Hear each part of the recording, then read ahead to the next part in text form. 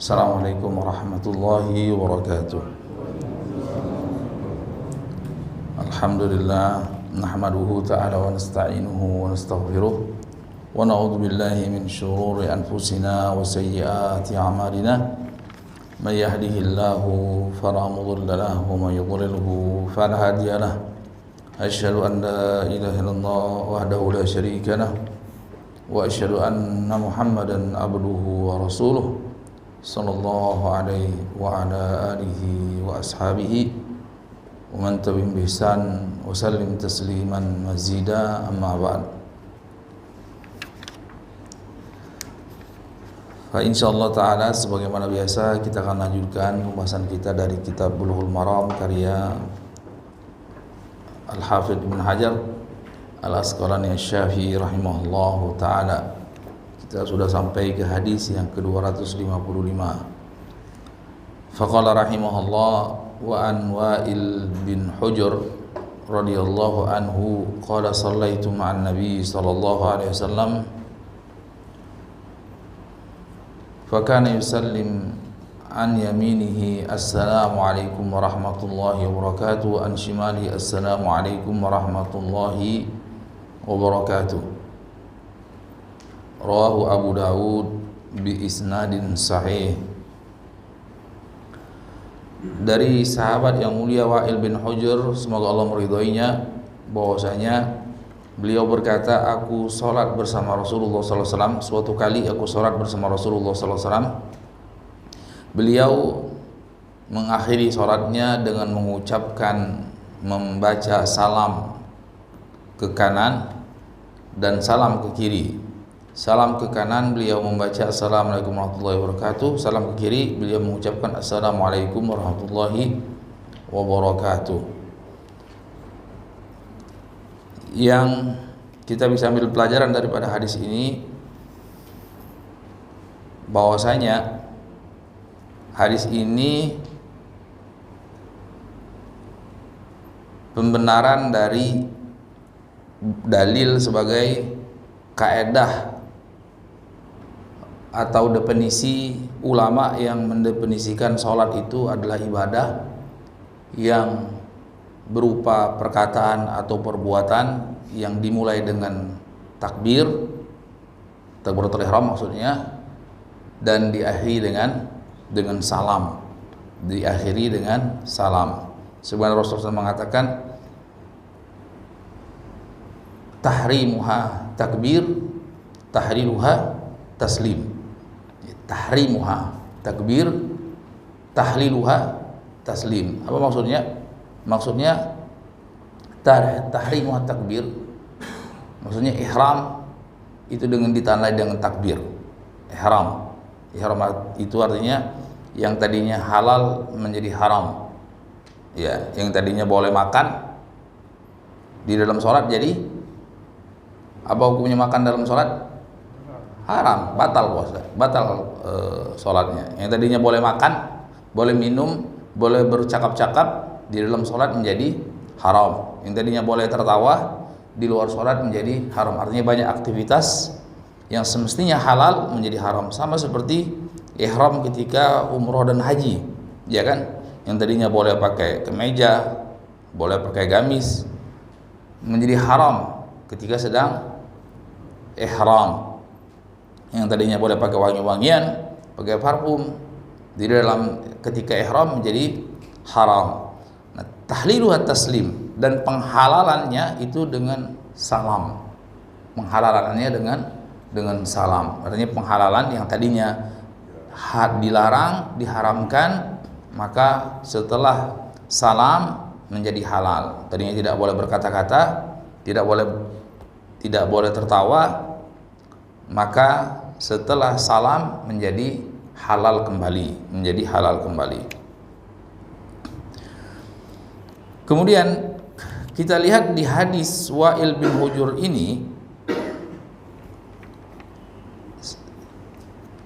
ini salam yang dilakukan oleh Rasulullah SAW ini dengan mengucapkan assalam seraya berpaling ke kiri dan ke kanan. Assalamualaikum warahmatullah, assalamualaikum warahmatullah. Hanya saja di dalam hadis ini ada tambahan yang tidak masyhur, artinya yang tidak masyhur. Yang masyhur itu assalamualaikum warahmatullah, assalamualaikum warahmatullah. Ada dari banyak sahabat, belasan sahabat seperti itu semuanya. Assalamualaikum warahmatullah, assalamualaikum warahmatullah. Kemudian ada di sini di riwayat Abu Daud ada tambahan wa barakatuh. Assalamualaikum warahmatullahi wabarakatuh. Assalamualaikum warahmatullahi wabarakatuh. Kata ulama, kalau mau ditambahkan sekali-sekali boleh, tapi jangan terus-menerus. Karena yang seringkali justru dipraktekkan dari Rasulullah SAW itu mencukupkan assalamualaikum warahmatullahi, assalamualaikum warahmatullahi. Bahkan banyak, tidak sedikit ulama mendoifkan riwayat yang tambahan barakatuh wabarakatuh. Ya, tidak sedikit ulama yang melemahkannya, walaupun secara sanad selintas sahih. Biasa itu hadis yang sanadnya sahih, kadang-kadang kalau dia bertentangan, seringkali bertentangan dengan yang lebih sahih, maka ulama alul hadis mengkategorikannya syadz atau hadis yang mungkar. Jadi banyak, tidak sedikit ulama yang mengingkari tambahan wabarakatuh. Tapi kalau seandainya sebagian berkeyakinan hadisnya sahih, maka untuk ditambahkan sekali-sekali tidaklah masalah. Walaupun yang sudah bisa dipastikan keseringannya Rasulullah SAW berdasarkan hadis-hadis yang banyak itu mencukupkan assalamualaikum warahmatullah, assalamualaikum warahmatullah itu. Kemudian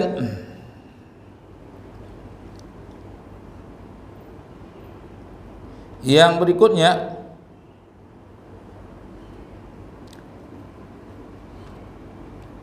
yang dimaukan dengan mengucapkan salam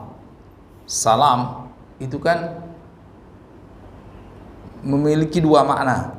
Salam artinya nama Allah, jadi artinya assalamualaikum warahmatullah, artinya Allah SWT senantiasa melindungi, menjaga dan bersama kalian. Allah senantiasa melindungi, menjaga dan memberkahi kalian. Assalamualaikum warahmatullah. Semoga Allah SWT senantiasa menjaga, melindungi dan merahmati. Kalau ada tambahan barakat berarti dan memberkahi. Itu makna yang pertama. Jadi doa assalamualaikum ini sama seperti doa kita ketika berjumpa, ketika masuk rumah, ketika berpisah mengucapkan salam, sama seperti ketika kita berpisah di dalam sholat. Assalamualaikum warahmatullahi wabarakatuh. Di situ ada doa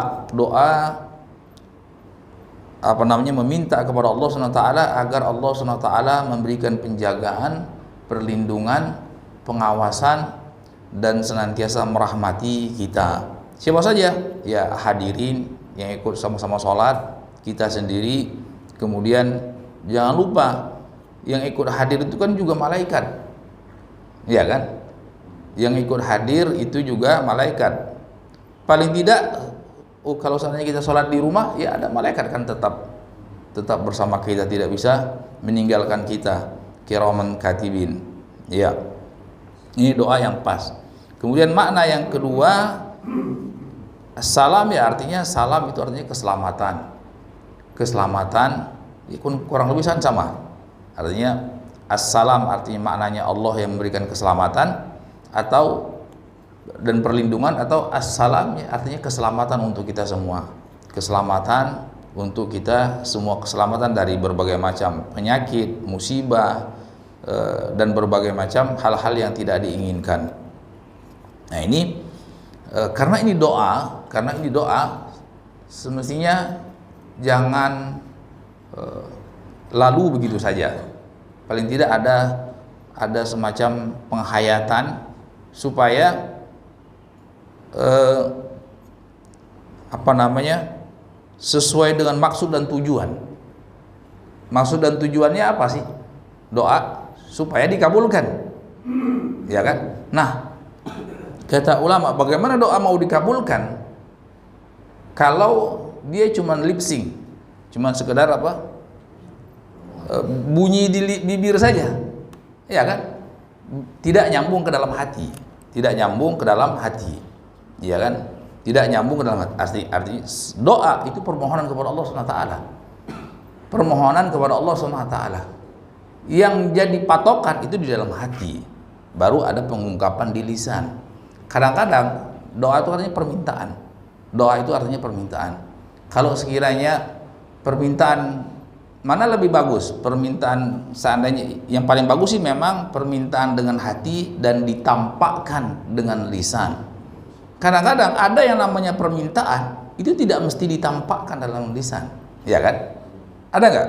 Misalnya anak kita tahu dia ada minta sesuatu, nggak usah ngomong dia, udah dia gayanya kayak kucing gitu kan, ya elus-elus, berarti ada maunya nih. Kenapa?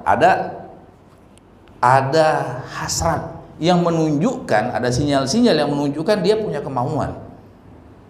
Itu kurang lebih sama, doa itu permintaan. Nah, ini yang paling penting menjadi patokannya itu adalah hati terlebih dahulu. Nah, ketika ditransfer dengan lisan, ya itu akan semakin bermakna, ya kan, akan semakin bermakna.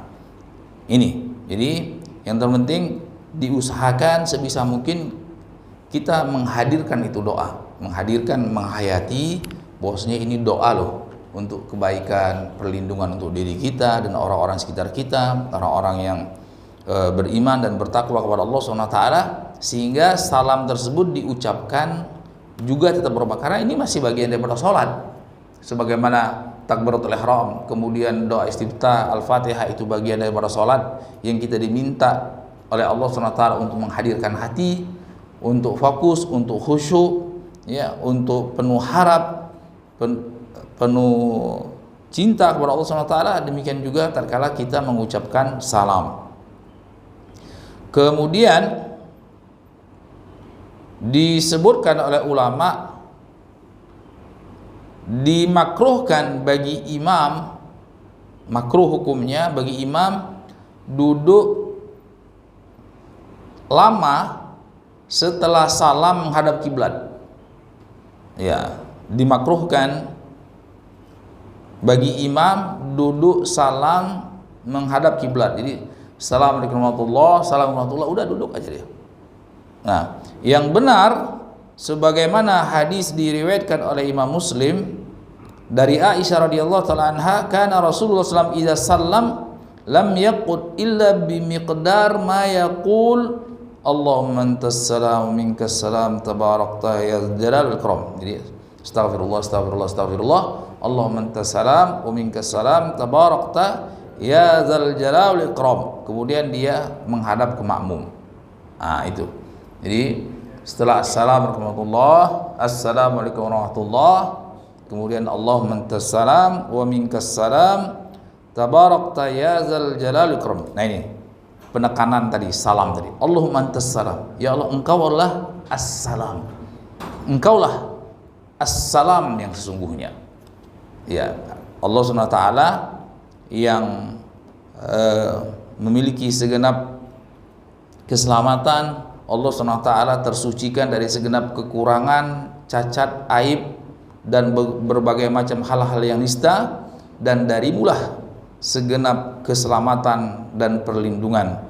Ini seyogyanya seorang imam ketika selesai salam. Jadi jangan assalamualaikum warahmatullahi udah ngadep kiblat terus, itu makruh hukumnya. Ya, jadi yang dituntun karena Nabi Muhammad SAW itu setelah salam astagfirullah, kemudian Allahumma antas salam wa minkas salam tabarakta ya dzal jalal wal ikram, kemudian menghadap ke makmum. Kata ulama, menghadap ke makmum ada sebagian riwayat menghadap ke makmum utuh, Ya, ada sebagian riwayat menghadap ke makmum nyerong kanan, ada sebagian riwayat menghadap makmum nyerong kiri. Jadi ada 3 riwayat. Kemudian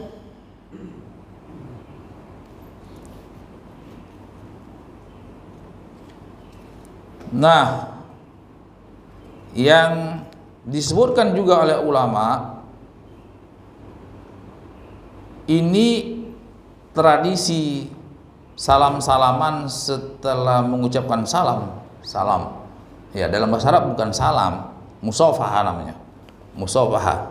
Tidak tahu kenapa diserap dalam bahasa Indonesia salam ini. Salam apa namanya? Jabat tangan.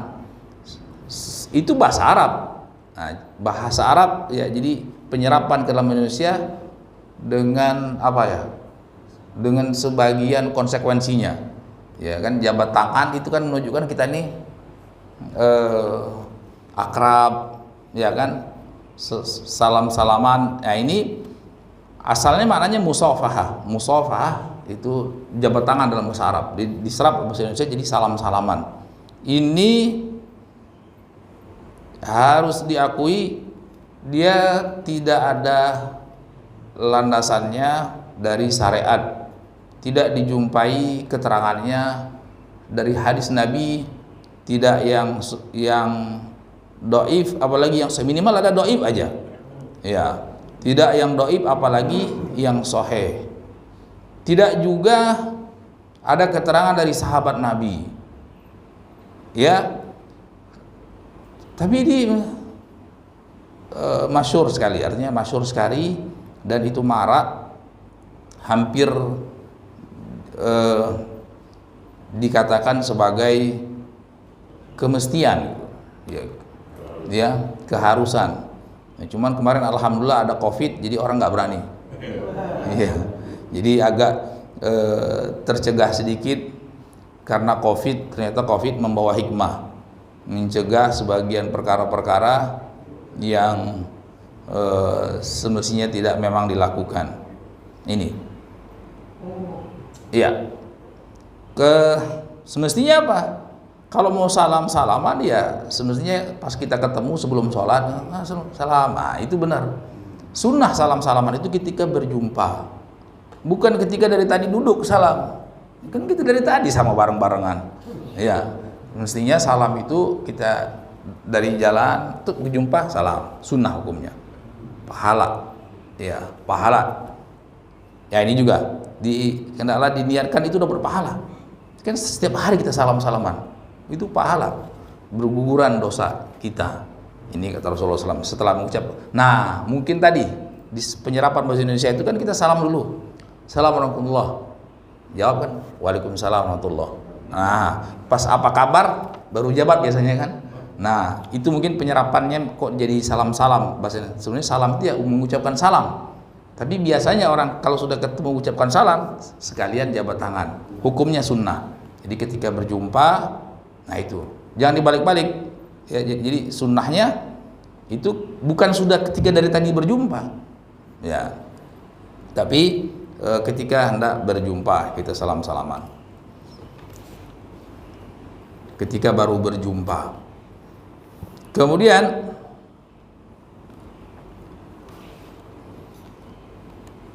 ulama, pembahasan yang berikutnya, ulama sepakat tentang disyariatkannya salam. Ya, cuma ada perbedaan pendapat di antara mereka, apakah harus 2 kali ke kiri dan ke kanan? Apa hukumnya 2 kali? Apakah harus? Apakah cuma sunnah? Jadi kalau assalamualaikum warahmatullahi itu sepakat minimal sekali. Assalamualaikum warahmatullahi. Nah, apa hukum yang kedua? Ya, apakah wajib, apakah sunnah? Nah, ini ulama yang berdebat di situ. Ada silang sengketa. Sebagian ulama mengatakan wajib, pendapat Malikiyah itu mengatakan wajib sekali saja. Yang kedua hukumnya sunnah. Yang kedua hukumnya sunnah. Adapun pendapat yang lain itu wajib 2 kali. Pendapat Imam Ahmad bin Hanbal wajib 2 kali. Assalamualaikum warahmatullahi, assalamualaikum warahmatullahi. Ya, ini 2 kali. Kenapa? Karena yang diriwayatkan dari Nabi Muhammad SAW itu semuanya seperti itu. Ya, kata Imam Ahmad, loh, dari mana kalian mengatakan cuma sunnah? Ya, sementara Rasulullah SAW prakteknya selalu 2 kali, kecuali sholat jenazah. Kalau sholat jenazah memang ada riwayatnya cuma sekali. Ya, sholat jenazah assalamualaikum warahmatullahi, dan itu yang lebih banyak dalam sholat jenazah itu sekali, walaupun ada sebagian riwayat yang 2 kali.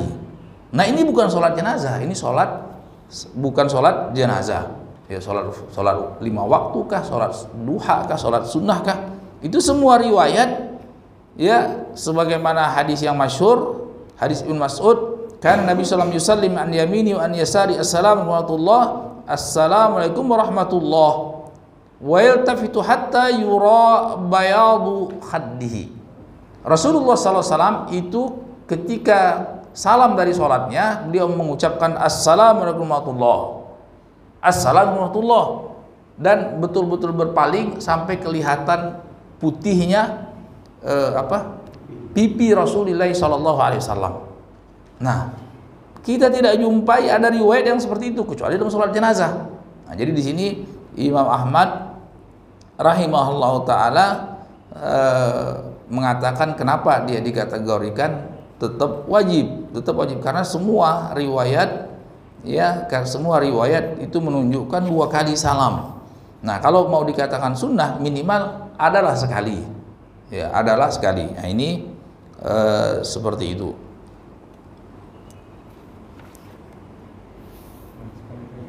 Ya. Nah, dalilnya dari Malikiyah dan ada riwayat dari Syafi'iyah juga. Mereka berdalil hadis umum sifatnya.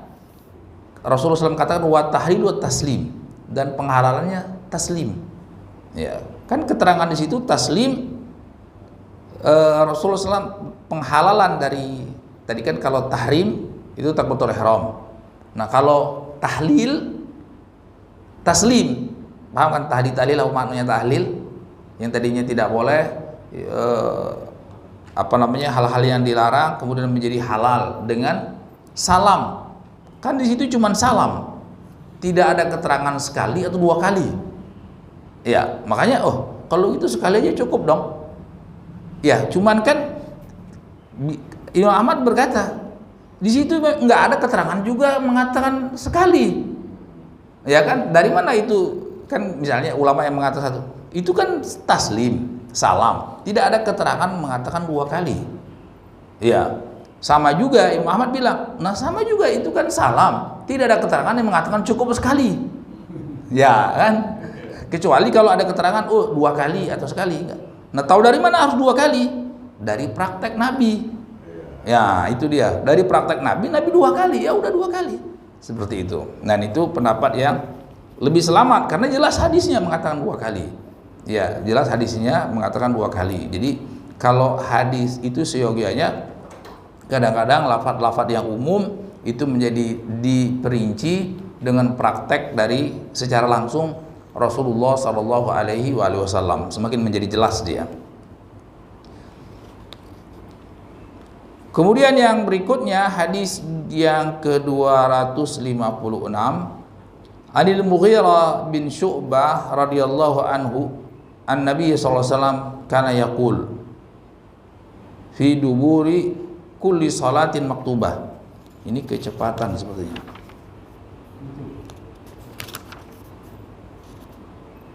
Iya, mestinya yang 258 dulu mestinya. Iya.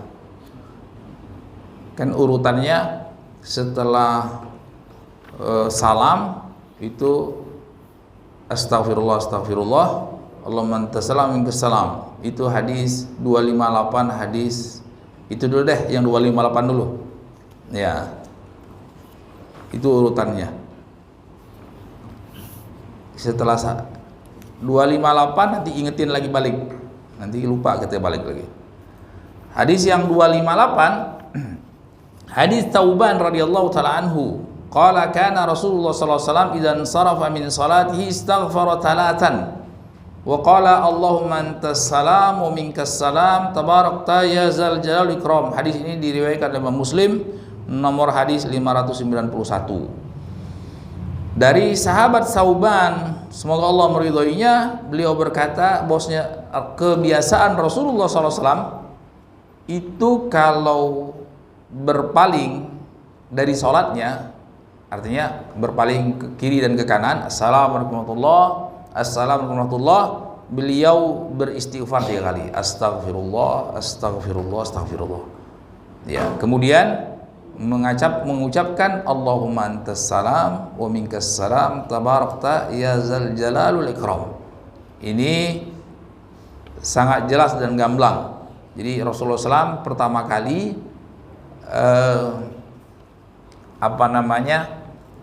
setelah selesai salam, assalamualaikum warahmatullah, karena Nabi SAW idzan sarafa min salatihi istaghfara talatan wa qala Allahumma antas salam minkas salam tabarakta ya jalal ikram. Itu jelas sekali menunjukkan bahwasanya apa yang dilakukan oleh Rasulullah SAW ketika berpaling ke kiri dan ke kanan dari sholatnya, beliau beristighfar 3 kali dan mengucapkan Allahumma antas salam minkas salam tabarakta ya zal jalal ikram. Itu jelas.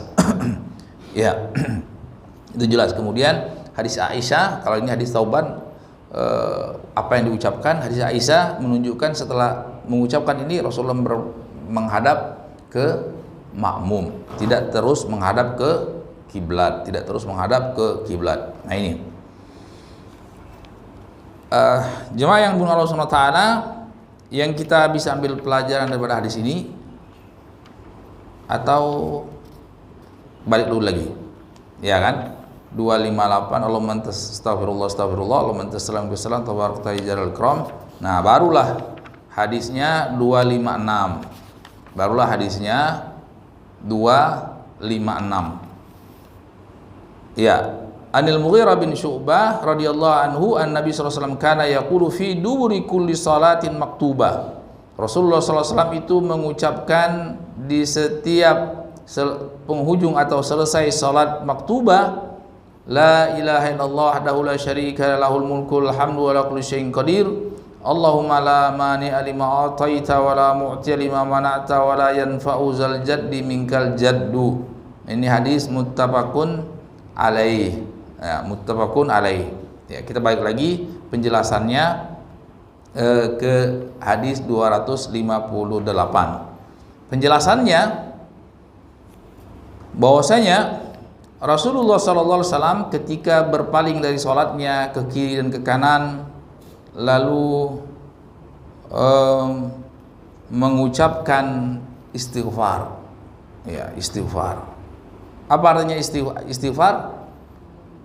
Meminta ampunan kepada Allah Subhanahu wa taala. Meminta ampunan kepada Allah Subhanahu wa taala. Ya. Apa keterkaitannya? Apa hubungannya salat dengan memohon ampunan kepada Allah Subhanahu wa taala? Ya kan?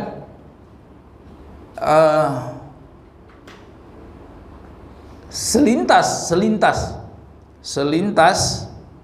nggak nyambung.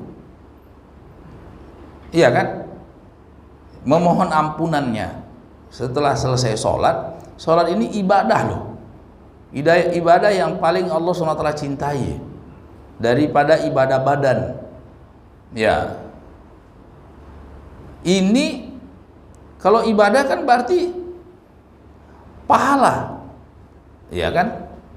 Kok malah minta ampun kepada Allah SWT, tobat dan minta ampun kepada Allah SWT? Kan selintas kan tidak nyambung. Kalau orang habis na'udzubillah berzina atau minum khamr atau mencuri, itu istighfar. Lebih nyambung kan? Iya. Semestinya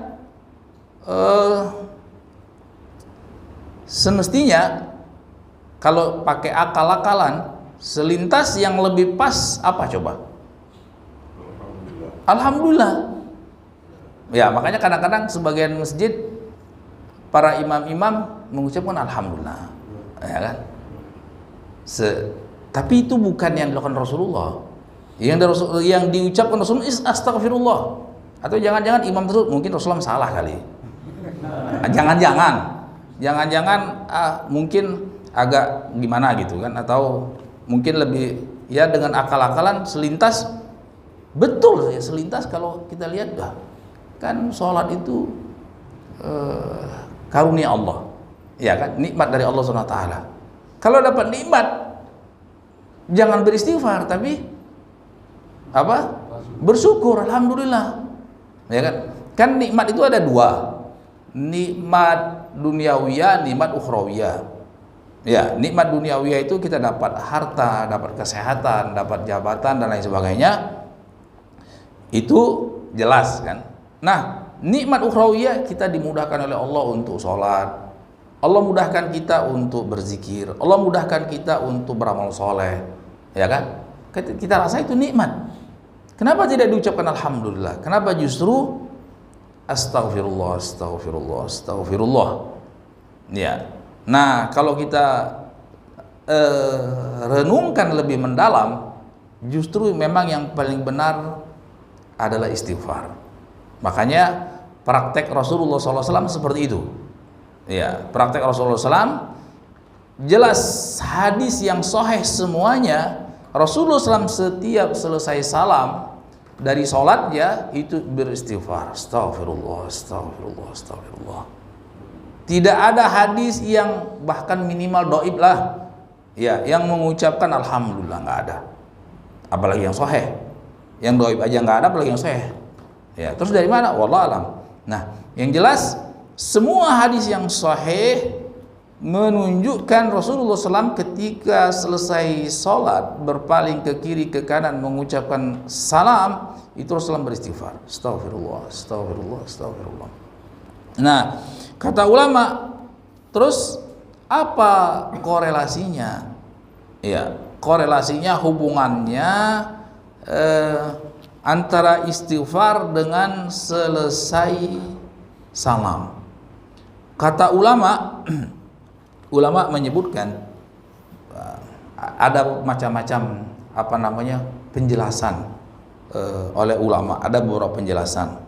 Sebagai ulama menyebutkan penjelasannya di situ kita memohon ampunan kepada Allah SWT, bahwasanya ibadah yang kita lakukan tadi barusan sholat itu masih banyak kekurangan, cacat, ya, kurang khusyuk, kurang tumanina mungkin, atau kurang mentadaburi bacaan dan sebagainya. Kita istighfar, ya. Sebagai ulama mengatakan yang lain, istighfar di situ sebagai wujud pengakuan akan kekurangan kita terhadap syukur nikmat yang banyak yang Allah berikan kepada kita. Ya, ya, kalau kan Allah sebutkan dalam Al-Quran, la in syakartum la azidannakum wa la in kafartum inna azabi lasyadid.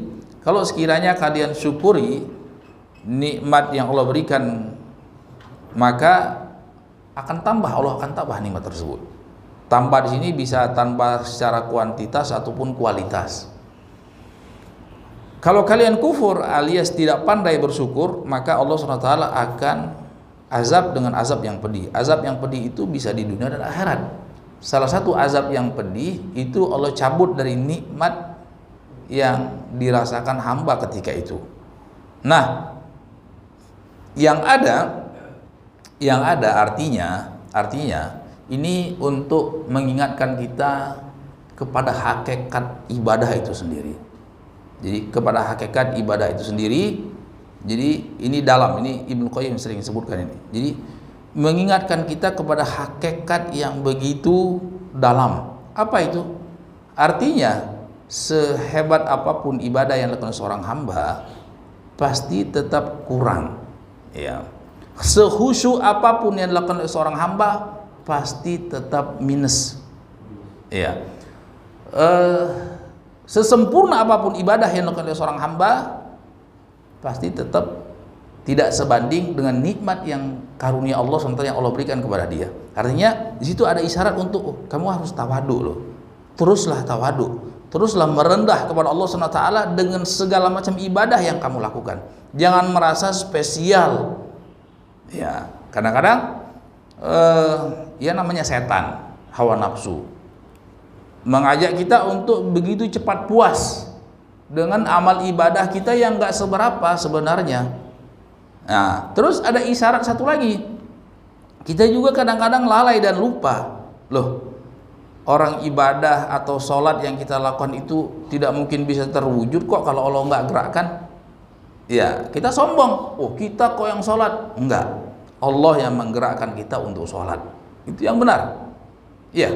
Kalau Allah tidak gerakkan, ya, tidak bisa itu. Coba ingat kita beberapa tahun yang lalu, kepikiran aja nggak mau sholat misalnya, ya kan? Nah, ini kita lupa bahwasanya yang menggerakkan kita untuk sholat itu Allah SWT. Makanya Nabi SAW bersabda, Allahumma laulak mahtadaina wala sallaina wala saddaqna wa anzilna sakinatan alaina fa inna haula'i qad baghaw alaina. Rasulullah SAW bersabda, ya Allah, kalau bukan semata-mata karena Engkau semata, maka tidak mungkin kami bisa dapat hidayah, kami bisa mendapatkan petunjuk, kami mendapatkan taufik dan bimbingan. Kami tidak mungkin bisa pula melaksanakan sholat, tidak mungkin pula bisa bersedekah kalau semata-mata bukan Engkau yang menggerakkan. Itu Rasulullah loh. Masa kita mau merasa lebih hebat dari Rasulullah? Kita yang sholat, kita yang bersedekah? Enggak. Rasulullah katakan, kalau bukan semata-mata karena Engkau ya Allah, tidak mungkin kami bisa beribadah kepadamu. Nah, kita lupa. Sehingga apa? Kita merasa spesial di sisi Allah. Nah, ketika kita dalam posisi merasa spesial, itu justru kita dalam keadaan terhina di sisi Allah SWT. Nah, ini. Jadi Allah menghendaki itu penghinaan diri. Ketika kita merasa hina di hadapan Allah, kita merasa kita jadi spesial secara hakikatnya. Ya kan? Ketika kita merasa spesial, sebenarnya kita tuh hina di hadapan Allah. Kita merasa tinggi, sebenarnya kita rendah di hadapan Allah. Ketika kita merasa besar, kita tuh kecil di hadapan Allah SWT. Tapi ketika kita merasa hina, merasa rendah, merasa kecil, nah sebenarnya di sisi Allah kita sedang mulia. Sebenarnya di sisi Allah kita sedang spesial. Ya, karena apa? Karena itulah hakikat ibadah. Apa sih hakikat ibadah? Ibadah itu apa artinya? Ibadah itu kan macam-macam. Ada sholat, ada puasa, ada zakat, ada haji, ya kan? Ada berbakti pada orang tua, ada segala macam perkara-perkara yang dicintai Allah SWT. Ibadah itu apa artinya? Ibadah dalam bahasa lain, dalam bahasa alias ubudiyah, artinya kan penghambaan diri. Ya, abd, abada dalam bahasa abd, penghambaan diri, memperbudak diri. Budak, masa budak merasa besar, merasa spesial di hadapan tuannya? Pantasnya apa? Dikamplengin itu budak, ya kan? Dijeburin aja ke comberan. Iya. Tapi kalau yang namanya budak, dia tuh selalu merasa apa? Kalau di zaman dulu namanya perbudakan, itu budak itu betul-betul apa ya? Zaman perbudakan yang jual hamba sahaya jual beli budak. Itu apa dia? Kalau orang yang bukan orang Islam, kalau bukan orang-orang kafir, perbudakan, ya kan? Yang di apa namanya di Afrika, Amerika Latin yang dibawa dari Afrika, itu mereka apa? Kerja itu apa? Betul-betul diikat kaki, betul diikat tangan. Kerja rodi. Ya, enggak dikasih makan. Ya makan tuh sekedar apa? Untuk mereka gerak lagi itu, dicambuk dan lain sebagainya. Betul-betul apa? Tertindas. Ya, tertindas dan terhina. Tidak mungkin ada ceritanya orang budak itu bisa menikah dengan orang merdeka zaman dahulu. Artinya semuanya serba terhina. Dan mereka sudah merasa terhina, jadi mental mereka itu sudah down duluan. Ya, down duluan ketika melihat orang-orang yang merdeka. Ya, nggak mungkin lah saya bisa ini, nggak mungkin lah karena saya ini apa? Saya budak, ngaca diri saya. Ya, sama orang lain yang merdeka mereka terhina, apalagi di hadapan tuannya. Ya, nah ini kita beribadah kepada Allah. Artinya apa? Kita memperbudak diri kita di hadapan Allah. Allah itu Sayyid, Allah itu Tuhan kita yang sebenarnya. Allah yang menciptakan kita. Allah yang memberikan segenap anugerah dan kenikmatan kepada kita. Loh, kok kita bisa-bisanya merasa spesial? Kok bisa-bisanya kita merasa besar? Kok bisa-bisanya kita merasa tinggi? Ya, tapi setan dan hawa nafsu sering seperti itu. Iya kan? Itu paling susah. Paling susah. Kalau kita ada amal ibadah sedikit, ya itu setan. Wow, memang kamu hebat ya. Coba lihat nah, orang lain nggak pelit, orang lain pelit, kamu ngasihnya 100.000, yang lain cuma berapa? 2.000. Cemen gitu. Ya kan? Merasa besar. Iya kan? Kok kamu bangun jam berapa? Oh, jam 1. Oh, salat malam tahajud. Selesai jam berapa? Jam 3:30. Berarti berapa? 2, 3. 2 jam setengah. Yang lain, wah pas azan subuh, cemen banget. Ini itu setan pinter, itu setan semuanya itu. Untuk apa? Untuk menggugurkan amal ibadah kita. Oh, berarti kita sedang tidak beribadah. Kenapa? Karena kita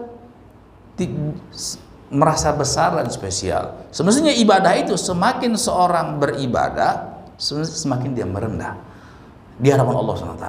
Seperti Rasulullah SAW. Ya, seperti Rasulullah SAW. Jadi semakin dia bersedekah, semakin dia merasa kurang. Semakin dia sholat, semakin dia merasa hina di hadapan Allah SWT. Itu namanya baru dia beribadah. Nah ini seringkali setan bolak-balik datang untuk membuat kita membatalkan ibadah kita. Dengan apa? Dengan ujub. Ya itu tadi namanya ujub. Namanya ujub. Kemudian riya, kemudian kibar. Ujub, bangga diri, kemudian ada keinginan untuk diperlihatkan, kemudian kibar. Kibar, merasa besar. Kibar itu merasa besar. Kemudian mengecilkan orang. Merasa besar, mengecilkan orang. Nah, kalau sudah seperti itu, amal kita batal. Iya, amal ibadah kita batal. Kenapa? Karena kita sedang tidak beribadah kepada Allah SWT. Makanya kata ulama sepakat bahwasanya dosa-dosa hati yang seperti tadi itu ada kibur, ada riya, ada ujub, itu lebih besar kata ulama ya, lebih besar daripada dosa zina, ya, lebih besar daripada dosa minum khamr. Ya, ini kan ngeri. Jadi ternyata orang-orang yang pada berdoyang-doyang di masjid, ketika dia merasa besar, merasa spesial, itu sebenarnya lebih hina di hadapan Allah daripada penzina. Itu ulama sepakat berpada seperti itu. Jadi hati-hati, hati-hati. Iya, hati. Makanya kata ulama, ada orang yang masuk neraka karena ibadah. Ini tadi kenapa ada keterangan dari ulama, bahkan ada hadis, tapi hadisnya ya maknanya sih benar. Jadi ada orang yang masuk neraka karena ibadah. Dia sholat, kemudian dia merasa spesial, dia merasa wah di hadapan Allah, ya, apalagi disertai dengan melihat orang lain meremehkan orang lain. Kata Nabi, kenapa tidak masuk surga orang yang di hatinya ada sekecil biji dzarrah daripada kibir, kesombongan. Sekecil biji dzarrah aja nggak masuk surga, apalagi sebesar biji durian. Ya, biji dzarrah, tahu dzarrah? Dzarrah itu kata ulama semut yang paling kecil, atau ada mengatakan sebesar biji sawi. Kecil kan biji sawi? Pernah lihat biji sawi? Kecil itu. Ya, mungkin 1 mili lah. Besar dikit dari biji bayam. Apalagi sebesar biji durian. Iya kan? Kata itu tidak mau surga kata Rasulullah SAW. Kenapa? Karena dia tidak beribadah. Beribadah itu semakin dia melakukan hal-hal yang diridhai Allah daripada amal ibadah, amal soleh, dia semakin kecil. Dia merasa semakin hina, dia merasa semakin rendah di hadapan Allah SWT. Nah itulah baru dikatakan orang sedang beribadah. Itulah baru dikatakan seorang. Nah itu rahasianya. Kalau kita perhatikan Ini bukan cuma setelah selesai sholat wajib loh. Ya, kita dianjurkan, disyariatkan untuk istighfar. Ya, sholat malam. Ya, Allah sebutkan ciri-ciri penghuni surga itu di surat Az-Zariyat, kanu qalilan minal laili ma yahjaun. Ya kan? Wabil asharihum yastaghfirun. Jadi beberapa ciri penghuni surga itu, mereka itu sedikit sholat, memanjangkan sholat malamnya. Ya, tapi tidak habis sampai ke azan. Wabil ashar, jadi kasih jeda waktu sampai subuh itu ada jeda waktu. Rasul itu dalam sebagian riwayat, ada riwayat kalau sholatnya Nabi Daud itu kan tidur lagi, ya kan? Jadi ada jeda untuk tidur lagi menjelang sholat subuh. Nah ini itu wabil ashari yastaghfirun. Ya, kemudian di waktu sahar namanya. Sahar itu sebenarnya bukan identik dengan puasa, enggak. Setiap hari itu namanya sahar. Walaupun kita tidak puasa. Itu sama dengan duha. Ya, duha itu dari terbit matahari sampai zuhur, itu namanya duha. Iya. Nah, asar dari sampai maghrib. Nah, jadi duhur itu artinya itu nama-nama waktu. Nah, antara tengah malam sampai subuh namanya sahar. Ya, kalau kita makan namanya sahur. Ya, makanya Allah katakan wabil ashari yastaghfirun. Nah, ketika di waktu sahur, waktu sahar itu mereka beristighfar, astagfirullah. Iya. Mereka habis berdosa? Enggak, mereka sedang habis beribadah. Ya, apa itu? Sholat malam. Ya, sholat malam. Padahal sedang ibadah, tapi disuruh beristighfar. Nah tadi, artinya, oh ini loh nikmat yang Allah berikan kepada kita begitu besar. Kemudian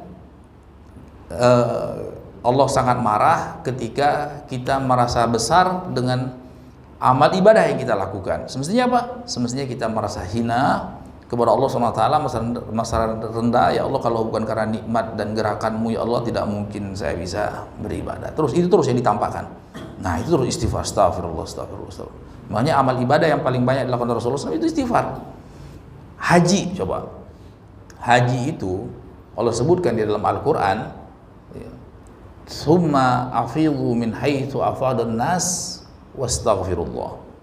Ya, wastaghfirullah. Coba lihat. Summa afidhu artinya berlonjaklah, artinya itu di penghujung haji. Ya. Jadi kan namanya haji itu kan dari Mekah tanggal 8 ke Mina, kemudian ke Arafah, Muzdalifah, Mina lagi, Mina, Mekah, balik lagi ke Mina. Ya, setelah kita selesai melakukan manasik haji, apa kata Allah? Tsumma afidhu min haitsu afadun wastaghfirullah. Tetap banyak-banyak beristighfar kepada Allah. Sedang apa ini? Sedang ibadah loh. Itu juga isyarat. Ya, harus banyak-banyak istighfar. Jangan merasa wah dengan ibadah yang kita lakukan sama sekali. Jadi ketika kita merasa wah, sebenarnya di hadapan Allah kita ya kan, nggak ada apa-apanya sebenarnya. Tapi ketika kita merasa rendah di hadapan Allah, sebenarnya ketika itu kita merasa spesial di sisi Allah Subhanahu wa Ta'ala. Sebenarnya kita spesial di sisi Allah Subhanahu wa Ta'ala. Jadi makanya semakin merasa hina dan rendah di hadapan Allah, semakin spesial seorang hamba di sisi Allah. Itulah hakikat ibadah. Ya, kata ulama, hakikat ibadah itu ghayatul dzulli ma'a ghayatil muhabbah. Dua kutub dalam ibadah. Ghayatul dzul, merendah serendah-rendahnya, menghinakan diri sehina-hinanya di hadapan Allah, disertai dengan kesempurnaan mencintai Allah Subhanahu wa Ta'ala. Nah, jadi ada dua kutub. Kutub mencintai Allah sejadi-jadinya, ya, lahir dan batin, dan merendah di hadapan Allah sejadi-jadinya, serendah-rendahnya. Nah, itulah namanya ibadah. Nah, itulah namanya ibadah, baik secara bahasa ataupun secara istilah agama. Itu sebenarnya. Makanya kalau kita perhatikan, kenapa kok justru yang dipraktekkan dari Rasulullah, diajarkan dari Rasulullah SAW, setiap selesai ibadah kok disuruh malah beristighfar. Itu rahasianya. Jangan sekali-sekali ada terbesit di hati kita, kita merasa spesial. Ya, makanya dari sini tadi bisa jadi seseorang itu, ada orang yang masuk surga karena dosa. Kalau tadi masuk neraka karena ibadah, ketika dia beribadah dia merasa spesial, merasa hebat. Nah, ini alamat konyol, mati konyol. Ya, makanya ada hadis yang ada orang yang dalam hadis, wa inna rajul la ya'malu bi amali ahli jannah hatta ma yakuna bainahu wa baina ila ad-dira fa yasbiqu al-kitab fa ya'malu bi amali an-nar fa yadkhuluha. Ada orang yang ahli ibadah, ya, kalau sekiranya sejengkal lagi dia tetap beribadah istiqomah, dia mau surga. Tapi ternyata tetap Allah Subhanahu Allah, di penghujung hayatnya dia masuk neraka jahanam, ditutup dengan amalan penghuni neraka. Nah, itu sebagai ulama menyebutkan itu kemungkinan ada ujubnya. Wah, merasa hebat, merasa besar, akhirnya ditutup dengan husnul khatimah. Ya, makanya ada riwayat hadis yang orang yang pertama kali dibakar dalam neraka jahanam, ada orang yang ahli sedekah yang dibakar pertama kali loh. Iya, pertama kali, sebelum koruptor, sebelum penzina, sebelum tukang begal dan sebagainya. Ahli sedekah, yang kedua ahli qiraah, bacaan Al-Quran, ahli ta'lim dan lain sebagainya. Kemudian yang ketiga, orang yang terbunuh di medan jihad fisabilillah. Justru mereka pertama kali Allah bakar dalam neraka jahanam. Itu tadi. Jadi jangan sampai setan tuh nggak rela kita tetap ikhlas. Tidak rela setan kita tetap tawadu, merendah di hadapan Allah SWT, tidak rela. Nah, sebaliknya juga ada orang yang masuk surga karena dosa. Loh, kok bisa? Iya, ketika dia terjatuh ke dalam dosa, dia merasa menyesal.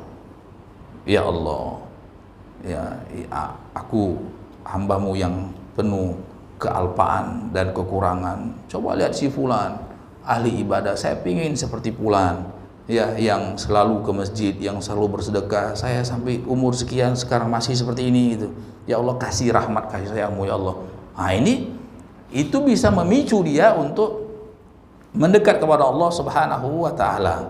Nah, sehingga barangkali tidak lama setelah itu dia dijemput oleh malaikat maut, masuk surga dia. Ya, masuk surga. Kenapa? Dengan kerendah hatian, dengan ketawaduannya, dengan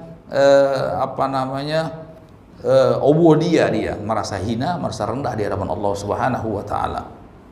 Nah, itulah kata ulama rahasianya kenapa tidak boleh mengklaim seseorang itu sebagai, kalau ada orang mati, kita katakan dia husnul khatimah, berarti masuk surga. Dia su'ul khatimah, berarti masuk neraka. Kenapa? Ini tadi kita tidak tahu apa yang dalam hati. Kecuali yang sudah diklaim oleh Allah masuk surga, Abu Bakar masuk surga, Umar masuk surga, itu sudah jelas ya. Artinya Allah itu sudah memvonis Abu Bakar masuk surga, Umar masuk surga, Utsman, Ali, Bilal, Ibnu Mas'ud, itu kan sudah jelas. Artinya kita katakan, kita klaim mereka itu semuanya husnul khatimah. Tapi siapa orang yang sekarang matinya ketika sujud, jangan buru-buru. Kita cuma berdoa semoga Allah kasih dia husnul khatimah. Tahu nggak dia jangan-jangan pas sujud lagi tadi merasa hebat tadi? Kita kan nggak tahu. Itu rahasia Allah SWT. Sebaliknya juga kadang-kadang orang itu suul khotimah, mana matinya di tempat prostitusi. Ya, kita nggak tahu. Kita cuma khawatir dia suul khotimah. Tetap kita berharap semoga dia diampuni oleh Allah SWT. Kita nggak tahu, jangan-jangan di penghujung dia bertobat, dia menyesal. Nah, itu dia. Jadi bahwasanya hukum di hadapan Allah itu beda dengan hukum di hadapan manusia. Hukum di hadapan Allah SWT itu Allah yang tahu hakikatnya, ya kan? Ada lahir, ada batin. Kalau hukum di kita sesama kita cuma biasa lahirnya aja. Ya, kita nggak bisa lihat membedakan antara seorang munafik dengan mukmin. Sama-sama sholat kok, tapi di sisi Allah bisa lihat. Ini hatinya seperti ini, penuh dengan kebusukan. Ini hatinya seperti ini, penuh dengan kesucian dan ketawaduan di hadapan Allah Subhanahu wa taala. Ya, jadi itu. Jadi untuk kita senantiasa merasa kurang, merasa rendah, merasa hina di hadapan Allah Subhanahu wa taala. Ya, dibandingkan dengan nikmat yang Allah berikan kepada kita begitu besar. Ini salat nikmat yang besar. Ya, tapi kok sempat-sempatnya kita petantang-petenteng dengan salat kita. Loh, jangan. Itu Allah yang kasih. Ya, kok gitu Allah yang kasih. Kita bersyukur kepada Allah Subhanahu wa taala, kita tetap meminta ampun kepada Allah Subhanahu wa taala. Nah, itulah dia rahasianya. Kenapa setelah selesai buang hajat kita keluar toilet baca apa? Ghufranak. Ya, mestinya apa? Mestinya kan alhamdulillah, plong, ya kan, sudah 2 hari nggak bisa, 3 hari, siapa yang pernah sepekan tidak bisa keluar? Mumet kan, pusing kepala, ya. Tapi pas dia bisa keluar, lega, ya kan? Tapi justru coba dituntutkan untuk apa? Ghufranaka, ya Allah, anugerahkanlah kepadaku ampunanmu ya Allah. Coba, ampunanmu yang aku minta ya Allah. Loh, kan kita nggak dosa dong habis buang hajat, habis pup, habis pipis, kan nggak dosa. Tapi kenapa? Tadi ada isyarat. Oh, itu nikmat loh. Nikmat yang besar itu. Ya kan? Coba kalau lagi kebelet pipis atau kebelet pup, bisa nggak makan rendang? Nggak enak rendang itu. Ya, jadi tidak enak. Bagaimana enak? Ya, selesaikan dulu hajat kita. Setelah dirasa, wah ternyata betul enak. Ya kan? Nah itu. Nah di sini kita nggak sadar itu nikmat yang besar. Pernah nggak kita syukuri secara spesifik? Enggak. Kita syukur itu, kita identik syukur itu kalau dapat rezeki proyek lancar, syukur. Iya kan? Dagangannya laris. Memang Allah baik. Cinta sama Allah deh. Iya kan? Tapi kita tidak secara spesifik. Oh, itu nikmat yang besar. Buang hajat itu nikmat yang besar. Kita nggak, seringkali tidak ada spesifik untuk bersyukur situ. Nah, padahal itu adalah nikmat yang besar dari Allah Subhanahu wa taala. Nah, ini salat, nikmat yang besar dari Allah Subhanahu wa taala. Loh, kok kita petentang-petenteng dengan salat kita? Nah, berarti kita memang durhaka kepada Allah. Sama ini juga nikmat yang besar yang Allah berikan kepada kita. Jangan kita klaim nikmat-nikmat tersebut kita serahkan kembali kepada Allah. Itu nikmat yang besar darimu ya Allah, aku tidak sanggup membalasnya, maka aku beristighfar kepadamu. Aku mohon ampunan atas nikmat yang kau berikan yang begitu banyak, dan dalam pada itu aku tidak sanggup untuk mensyukuri segenap nikmat dan karuniamu. Maka tidak ada yang layak, tidak ada yang pas kecuali istighfar. Ya kan? Tidak ada yang pas kecuali istighfar. Nggak sanggup aku ya Allah. Loh, aku balas juga itu dari engkau. Aku balas ya. Kita balas syukur dengan apa? Mengucapkan alhamdulillah. Alhamdulillah kan dari Allah. Allah yang gerakkan lisan kita untuk mengucapkan alhamdulillah.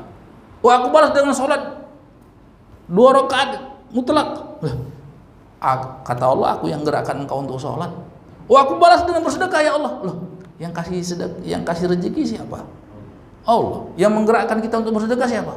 Allah. Oh, kalau begitu aku balas dengan puasa. Loh, Allah tetap yang menggerakkan engkau untuk berpuasa. Artinya, apapun amal ibadah yang kita lakukan tidak mungkin terwujud kecuali dengan kemudahan dari Allah.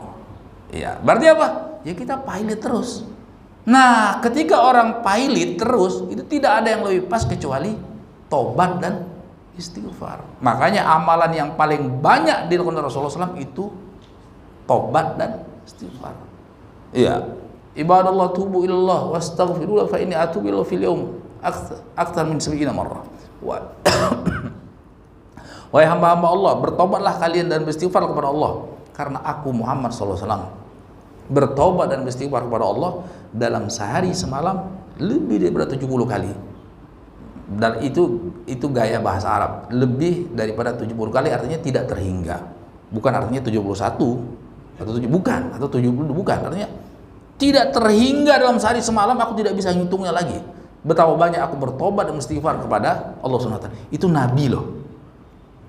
Ya, Nabi. Iya kan? Sudah dijamin di sorga yang tertinggi.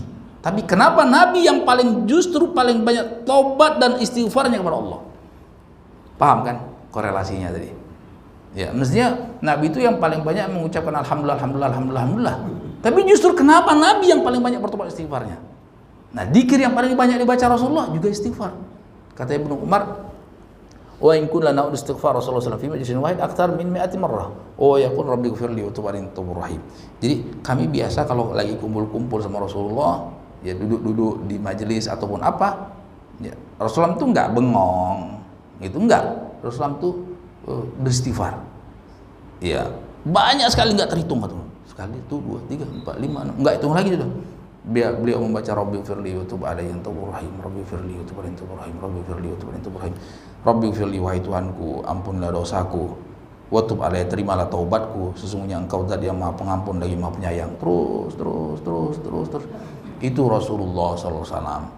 Ya, seperti itu taubat dan Rasulullah SAW. Manusia yang paling banyak taubat istighfarnya Rasulullah. Manusia yang paling tinggi derajat di sisi Allah adalah Rasulullah. Ya, berarti manusia yang paling sempurna tawaduknya Rasulullah. Nah itu, kenapa Rasulullah SAW paling tinggi di sisi Allah? Karena yang paling sempurna tawaduknya. Tawaduk apa? Merendah, menghinakan diri di hadapan Allah Subhanahu wa taala. Nah itu. Jadi peribadatan itu semakin sempurna ketawaduan dia di hadapan Allah, merendahkan diri, semakin sempurna ibadah dia di sisi Allah Subhanahu wa taala. Tapi kalau seorang merasa spesial, itu semakin hina dia di hadapan Allah, semakin rendah dan nista dia di hadapan Allah Subhanahu wa taala. Seperti itu. Nah, itulah rahasianya. Kenapa setelah selesai sholat dan lain-lain daripada amal ibadah, justru kalau kita perhatikan daripada ayat-ayat maupun hadis-hadis itu beristighfar dan bertobat kepada Allah Subhanahu wa taala. Tapi kita coba sampai sini. Materinya wabillahi taufik, sallallahu nabiyina Muhammad wa ala alihi wa sahbihi wasallam, walhamdulillahirabbil alamin. Barangkali ada sedikit pertanyaan. Tafadhal. Ya. Ini berbahasa Allahumma sallallahu Ya. Ada lagi yang dipanjang lagi, apa dasarnya? Itu saya juga tidak tahu. Ya, jadi sebaik-baiknya kata Nabi khairul hadi Rasulullah SAW. Sebaik-baik petunjuk dan tuntunan itu tuntunan Rasulullah SAW. Nggak usah ditambahin, nggak usah dikurangin. Jadi kaidahnya seperti ini. Ada azkar muqayyadah, ada azkar mutlaqah. Kata ulama, ada zikir itu ada 2 secara garis besar. Ada zikir-zikir muqayyadah. Zikir-zikir muqayyadah ini zikir-zikir yang telah ditetapkan dan ditentukan oleh syariat untuk situasi kondisi tertentu. Misalnya zikir setelah sholat, ya itu syariat tetapkan. Zikir pagi petang itu syariat tetapkan.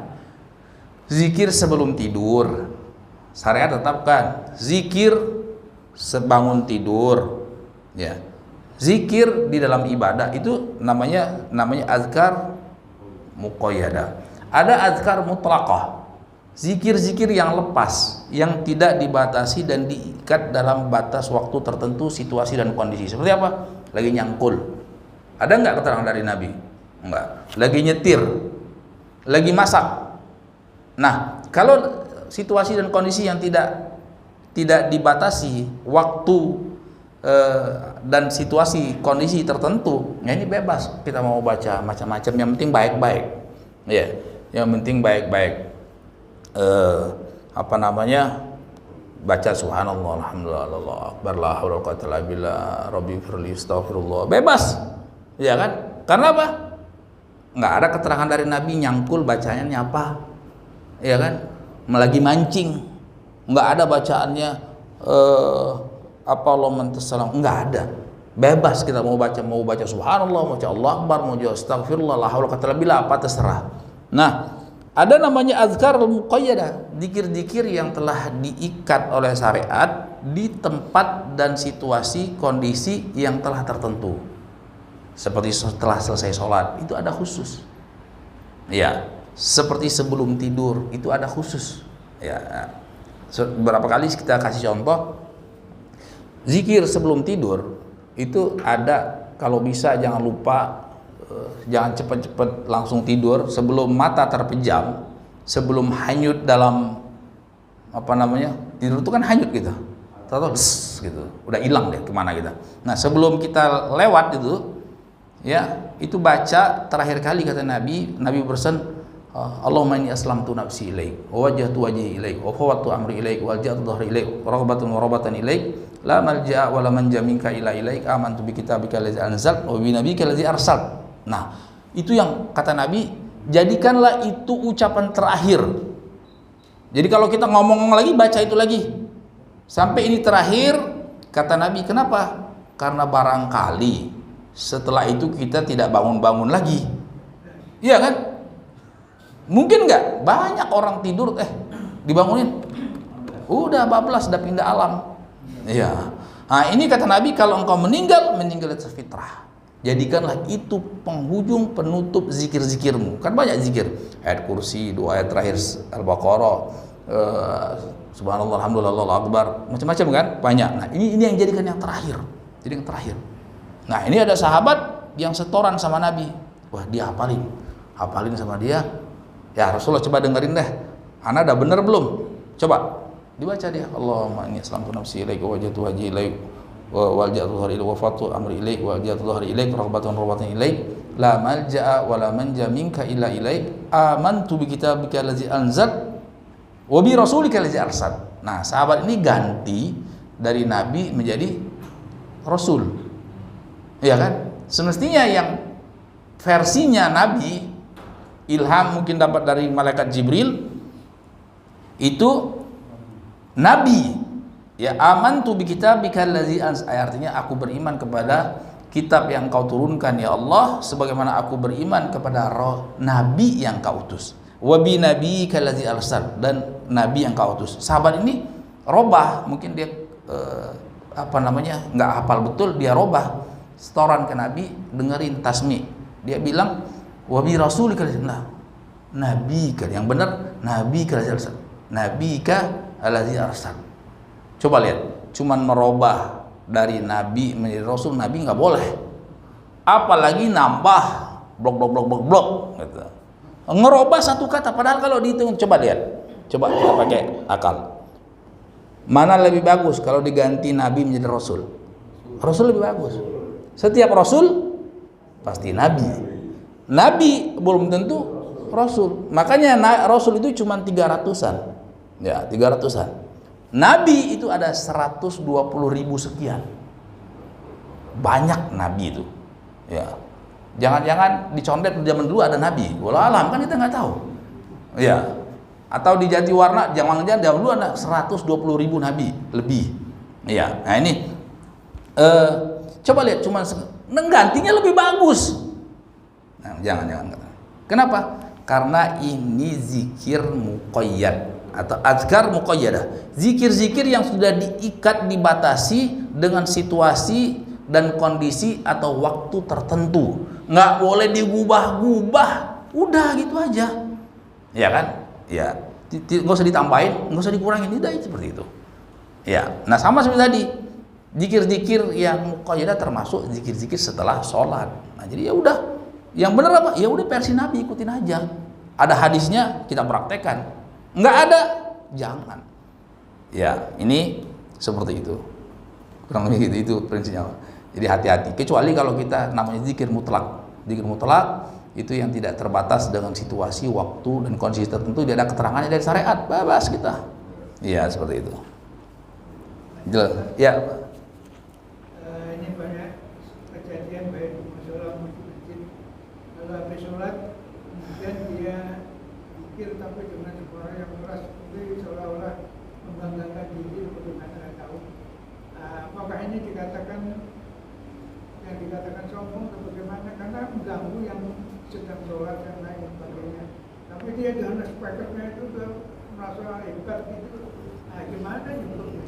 Iya.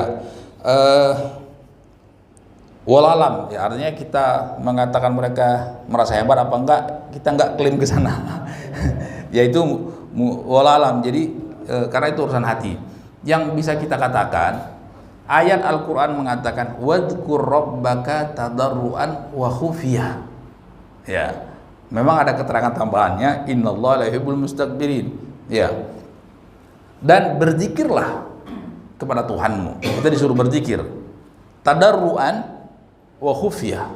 Tadarru itu penuh dengan merendah, tadarru ya, merendah ya. Wa khufyah, khufyah itu apa? Samar ya, samar itu apa? Sir itu apa? Nggak keras. Itu kan jelas ayatnya. Ada beberapa ayat di dalam Al-Quran seperti itu. Ada beberapa ayat dalam Al-Quran seperti itu. Nah ini mungkin mbah-mbah kita zaman dulu pengen ngajarin gitu. Gini loh bacanya. Cuman kalau jangan terus bablas, akhirnya sampai sekarang bablas kan. Ya, saya pernah dapat istilah dari dosen agama. Tapi dulu waktu di Undip ya. Itu, tapi sampai sekarang terngiang-ngiang.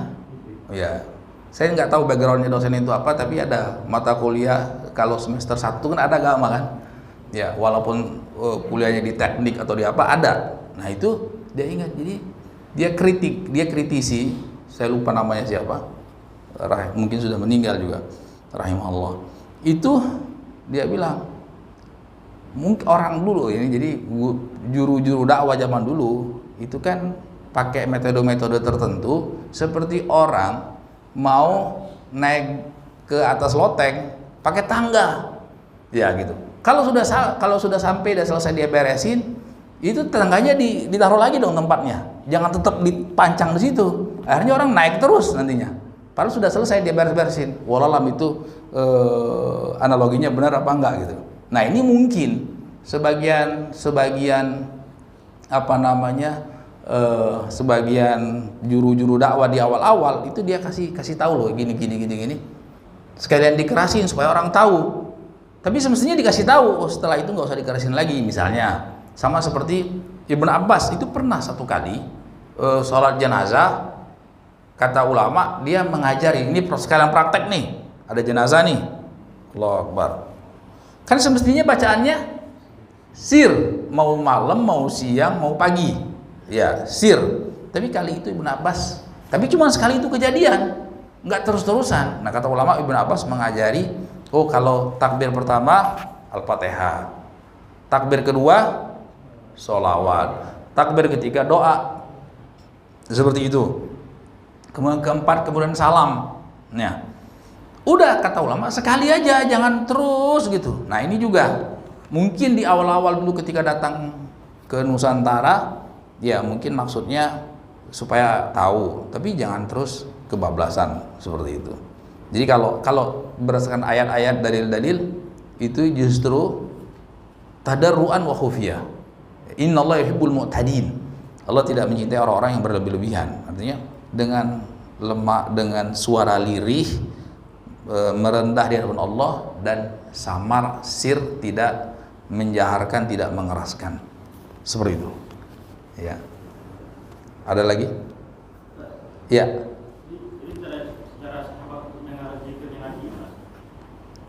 Ya ini diajari sama Rasulullah. Diajarkan. Iya, diajarkan. Sekarang gimana caranya sahabat belajar doa sebelum tidur? Emang dia ikut tidur bersama Rasulullah? Iya kan enggak. Nah, Rasulullah tidur sama istrinya. Ya, terus dari mana taunya? Ya Rasulullah ajarkan. Paham ya? Iya. Zikir tidur itu kan sifatnya private sekali. Sebelum kita tidur. Kalau tidur di atas ranjang, biasanya suami istri tidur ya sebelahan, masa ikut nimbrung sama istri orang? Ya, enggak dong. Artinya tidak mesti harus seperti itu. Nah, tidak mesti harus ikut terus sama Rasulullah supaya kita tahu, enggak tahu. Rasulullah ajarkan.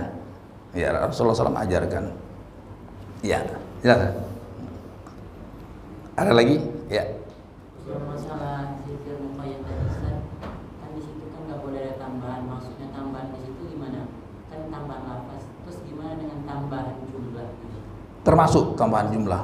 Jadi kalau Nabi sudah katakan Subhanallah 33 kali, Alhamdulillah 33 kali, Allah Akbar 33 kali, ya udah 33 kali, jangan 73. Iya kan?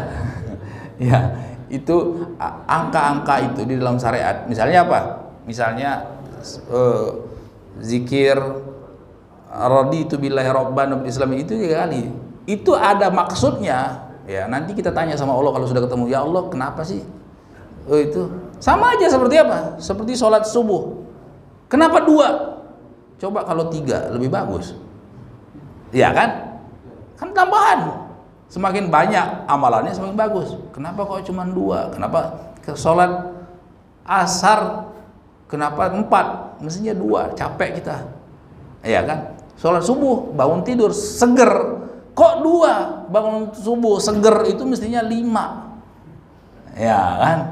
Nah, artinya dalam hal-hal syariat itu sudah 3, 4, 7, udah ikutin aja. Ya kan? Lempar jumroh berapa kali? Berapa kali lempar jumroh?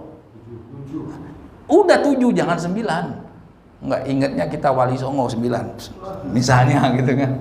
Jangan ditambah-tambahin, jangan dikurangin. Jadi syariat yang sudah menetapkan bilangan-bilangan itu ada maksudnya. Rahasianya apa? Nanti kalau kita ketemu sama Allah, tanya langsung sama Allah. Apa ya Allah maksudnya? Kenapa 7? Kenapa 3? Kenapa cuma sekali? Nah itu kenapa 33? Ya kan? Ya itu ada maksudnya. Kenapa 10? Kenapa ini? Seperti itu. Allah alam. Ada lagi? Ya. Istighfar itu wajib bersuci? Tidak. Hadisnya menyebutkan Aisyah radhiyallahu anha kan Nabi sallallahu alaihi wasallam yadhkurullah fi kulli ahyanihi. Rasulullah SAW itu selalu berzikir kepada Allah dalam setiap keadaan. Keadaan Nabi kan tidak selalu suci. Ya, artinya keadaan suci maupun tidak suci. Nah, dari situ ulama mengambil kesimpulan boleh berzikir dalam keadaan suci maupun tidak suci. Ya, tentu ke dalam suci lebih bagus. Ya. Kalau kita suci lebih bagus untuk berzikir, nilainya lebih afdal, ya, lebih utama. Tapi bukan artinya wajib, bukan artinya harus, bukan artinya tidak boleh orang yang tidak bersuci kemudian dia berzikir. Tapi lebih bagus kalau dia tetap bersuci seraya berzikir. Jelas ya? Ada lagi? Ya. Ya. Ya. Ada sebuah kejadian seorang imam baca qunut subuh tapi doanya untuk diri sendiri. Nah, itu posisi kita sebagai makmum, apakah kita mengikuti dia dengan mengaminkannya atau kita mengangkat tangan sendiri kemudian baca sendiri? Bagaimana dia baca untuk sendiri?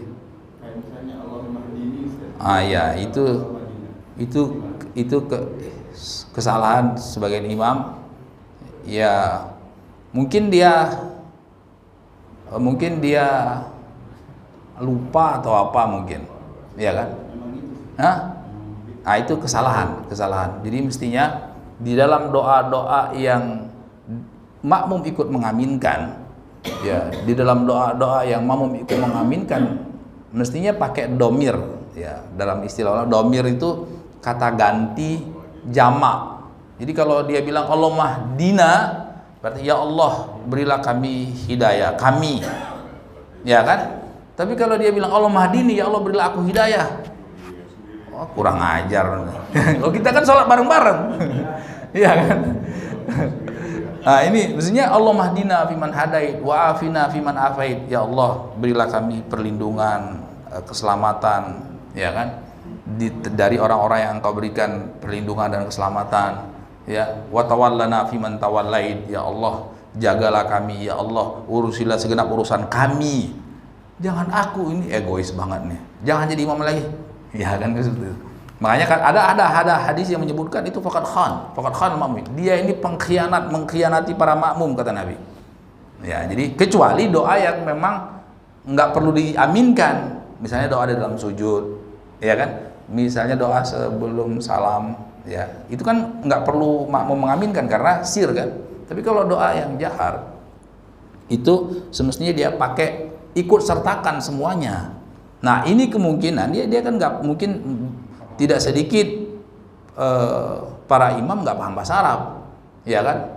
Jangankan bahasa Arab, tajwid aja kadang-kadang parah gitu, lahannya lahan jali gitu loh, lahannya lahan jali, artinya yang merubah makna. Nah, ini Ya mungkin dikasih uzur karena ketidakpahaman, tidak tahu. Oh, saya nggak pernah belajar bahasa Arab, domir apa namanya mufrad mutakallim dengan domir jamak mutakallim, ya apa namanya itu husnuzonnya, mungkin ya dia tidak paham, tidak mengerti, sehingga dia tidak membedakan hal tersebut. Dia tidak pernah juga dengar sabda Nabi tadi faqad khanal ma'mumin dan lain sebagainya.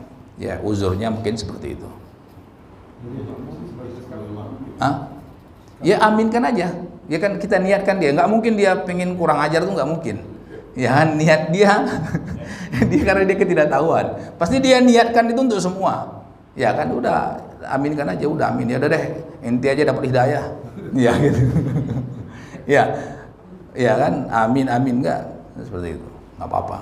Berarti ininya dari hati lagi seperti perkaranya.